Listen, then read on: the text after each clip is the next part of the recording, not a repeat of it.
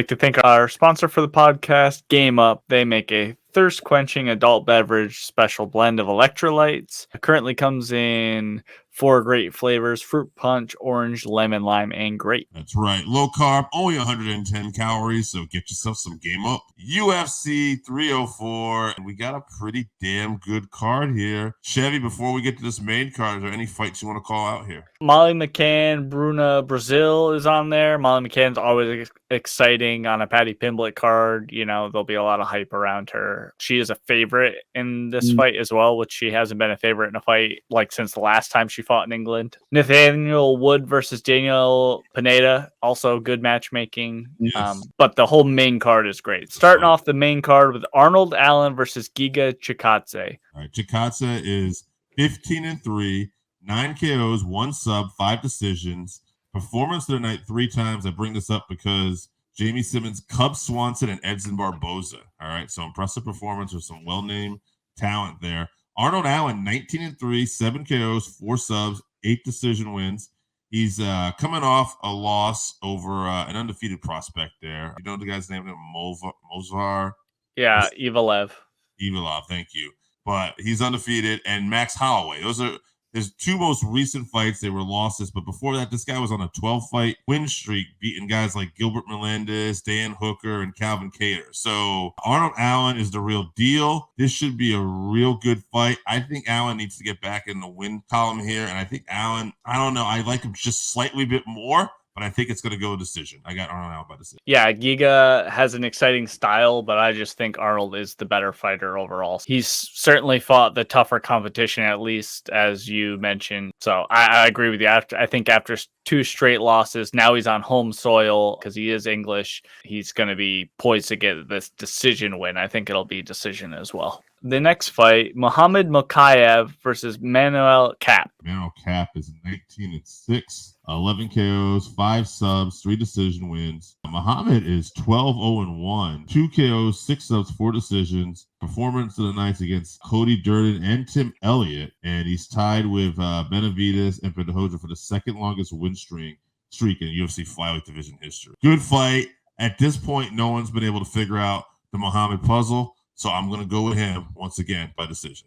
Yeah, I'm still not convinced that Kape makes it to the cage because he has like 9 pullouts in his UFC career. I don't know if you'll remember, this is the guy who was trying to fight Israel Adesanya while talking shit to Kai Kara France in the stands at the weigh-ins or whatever. This guy is a good fighter, but seems like a real piece of trash outside the cage. I think he's going to get what's coming to him if he makes it to the cage. We still got plenty of time for him to pull out. So I'm going to pick Mokaev, but I think it's going to be decision. I think his wrestling is the best wrestling in the division. He needs to be careful on the feet, though, because Kape can crack. But I'll pick Mokaev by decision. Very exciting fight here. King Green versus Paddy Pimblett. Is he no longer Bobby Green? Is it just King Green?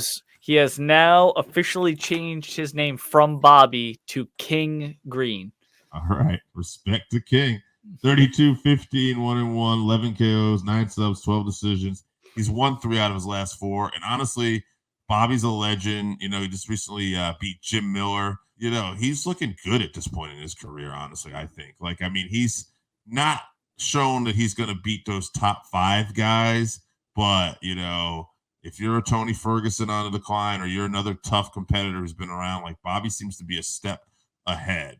And that might be enough for Paddy Pimblett because Paddy Pimblett has looked good at times, but against a certain amount of different competition. Paddy Pimblett here is 21-3, 6 KOs, 9 subs, 6 decisions. The one win on Paddy Pimblett's resume in UFC, Jared Gordon, which is somewhat questionable. A lot of people thought he lost that fight. Green has fought as well, but they had an accidental clash of heads, so there was no decision in that fight. So this is very interesting to see how this works. King Green likes to fight. He's got that exciting style. Pimblett isn't really in boring fights, for whatever you want to say about him. Other than that Gordon fight, where it looked like he lost, most of his fights have been pretty exciting and have finishes. And this is his last fight on his contract, which is kind of interesting to me too. And he has mentioned that he wouldn't mind trying to do some of these boxing matches and stuff, which I agree. It's horrible because we know Paddy can get up to size, but not healthy. And, you know, he would definitely create interest, but we both know that he gets hit a lot in MMA. But my point of this is, it's interesting that he decided to ride out because, he could very well lose this fight and then his stock isn't going to be what it once was. Paddy seems to do well when the chips are down, though. I think Pimblett's going to win this fight. I think it's going to be a good fight.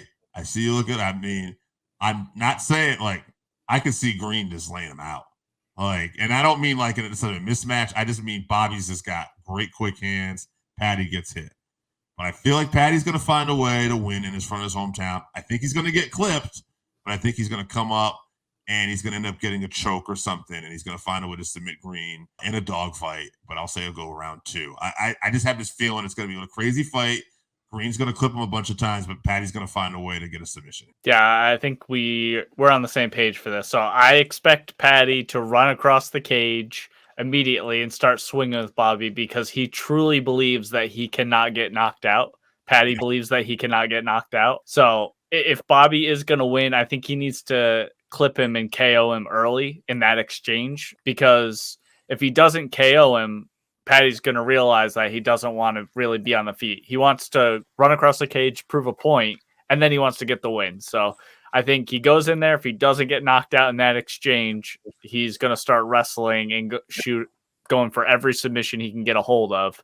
And he's just a far better grappler than Bobby Green. So it's also possible that in that wild exchange, because Bobby has been knocked out quite a few times at this point, even though he has tremendous defense, it's not with his hands up. So when he does get touched, it can be the end of his night. So this fight could end up very, at any time in any way. But I think I'm with you. I'm going to pick the baddie by submission. I'm going to say round 3, though. I think you see a wild firefight early on, then settles down a little bit, and you see Paddy kind of take over with the wrestling and the grappling, nullifying the striking of Bobby or King Green. The fight I am absolutely the most excited about, the co-main event, Tom Aspinall versus Curtis Blaydes. Curtis Blaydes, 18-4-1, 13 KOs, 5 decisions. Tom Aspinall, your current interim heavyweight champion. He's 14-3, 11 KOs, 3 subs. All his wins are by finishes. It's an interesting fight. Curtis has the prior win when they met before. That was a TKO knee injury, where I think most people would even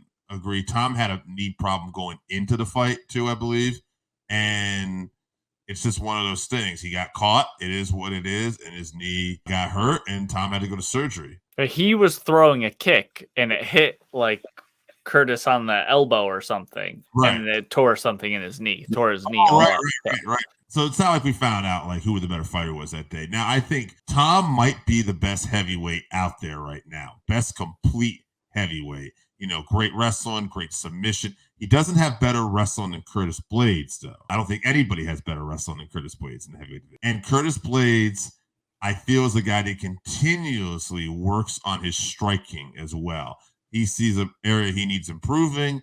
He works on it. In the past, he's gotten TKOs over people like Alistair Overeem as well, through ground and pound. Brutal TKO on that, Alistair. But at the end of the day, I got to go with Tom here because I just feel like, based off what I've seen and what I know of both men, I think he's the more complete fighter. But it's been said, this is Tom's toughest stylistic matchup that he could have. And honestly, Blaydes is constantly improving so much too. Again, almost like in the fight prior, I wouldn't be surprised if he catches Tom and knocks him out. I think it's a real possibility. So I'm picking Tom, but this is another fight I could see go either way. Randy Oscar in the comments, I just want you to know I see you. This is an amazing card. I'm excited. Yeah, this is Tom's toughest matchup for sure. And like you were just saying, because Curtis's wrestling is so great and he has been working on his striking, people are so worried about his wrestling, it opens up opportunities for him to get his hands on Tom or something. And at that weight, if you land a punch, it can put anyone in the division out. So that is an option. But I think he's going to mostly just go for wrestling, I think, at this point, because he knows that's where he has the advantage over everyone in the division. And I think Curtis feels a lot of pressure in this position. So this is the 3rd time or something that he's gotten to just before a title shot. And he's always fallen short at this point. So I wonder if that is going into his mind, I don't know how mentally strong he is, or if he can just push that to the side, or he doesn't even think about it, or if it's weighing on him. But he has seemed unlucky in this position before. And although this is Tom Aspinall's toughest matchup, Tom Aspinall is the best heavyweight in the world. So I don't think he's worried at all. I think he's 100% confident that he's going to win. And I don't know if Curtis really is. So at home, again, I'm going to pick Tom Aspinall by, I'm going to say TKO. He might catch Curtis shooting, which has happened a lot. So catch Curtis shooting in and then finish him with some hammer fists or something. I'll say TKO round 2. I didn't actually say by how. I'm going to go with your TKO. I'll go round 3. I think it's similar. I think Blaydes is probably going to, lunge in. It's happened before, like you said. And honestly, too, I wouldn't be surprised. Again, no disrespect to Blaydes. I could see him catching him or something too. But Tom's striking is really getting really good too. And he walked through those punches by Sergey. So that's different. So don't be surprised if someone goes out in the first round here either. But yeah, I'm with you. I think this is the fight I'm looking forward to. Other than that, Paddy King Green. That is very interesting matchup for sure. This has way more implications, though. Absolutely. Yeah. All right, let's get in this main event. Leon Edwards versus Belal Muhammad for the welterweight belt. Belal Muhammad has won 9 out of his last 10 fights. The lone exception was the accidental eye poke that led to a no contest with Leon Edwards. Belal is 23-3-1. He's got 5 KOs, 1 subs, 17 decisions. That's the big knock on him. He's a decision guy. He does have a KO recently over Sean Brady, who was undefeated at the time. Yeah. And Edwards, he's 22-3-1, 7 KOs, 3 subs, 12 decisions. He's the champ. He's beat Usman for the title. A fight he was losing, he won with a head kick with seconds left. So we know he's mentally tough. He got back in there with Usman, beat him by decision, looked like a different fighter, close fight. Fought Kobe Covington, stylistically a similar matchup to Usman, but probably a little better in the cardio, with the way he walks people down and stuff too. You could argue anyway. He beat Kobe too. I think he's looking forward to fighting somebody like Belal. I could see Belal winning this. He has the skills to do this. He's unfairly knocked, but this is a situation where these probably are currently the 2 best welterweights in the world right now, and Leon Edwards is the champ. So for me, I'm going to go with the champ in this situation because I think we talked about it here before when it was boxing manager Freddie Roach made that confident when you become champion, you automatically get 30% better. And Leon, to me, has shown that because he went back and beat Usman in that rematch, and he just looked like a better fighter. So Belal, no disrespect, he could get there. But until he gets there, right now I'm going with Edwards, and I think it's going to be a long night. I think it's going to be decision. Gone back and forth on this a few times, and I think I'm actually going to flip from what I have in my notes here. Belal finally getting his opportunity, like you're saying, he's been on a long win streak. Leon been kind of ducking him since that no contest they had, but I don't like the way that he's been talking about Leon in the buildup. He was saying he's going to be talking to Leon's corner during the fight, and he's going to pull a Khabib and throw his mouthpiece at him after the fight. Sounds like he's a little bit too emotional going into this, which I think would be a detriment to him. He just needs to go in there, focus on a game plan, which he's worked on a game plan with Khabib, who's, he's in Khabib's camp at this point. And I assume Khabib can dismantle a Leon Edwards type fighter. So if he has Belal on the right track to do that, I think I'm going to pick Belal. It needs to be the top level that Belal can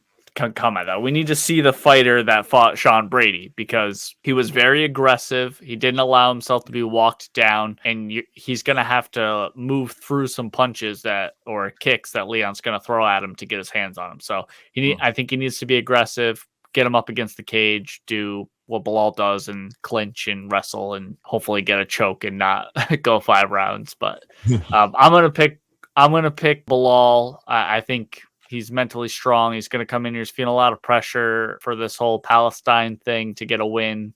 I think he rises to the occasion. Decision win for Belal. He's the new champ. We'll see what happens. Either way, I'm looking forward to this fight card. Even the main event, even though stylistically I could see this being a long fight, I do think the rest of the card is going to be exciting stylistically. And if you haven't tried Game Up, then you are missing out. Imagine your favorite seltzer and your favorite sports drink had a baby, but it's way better than that.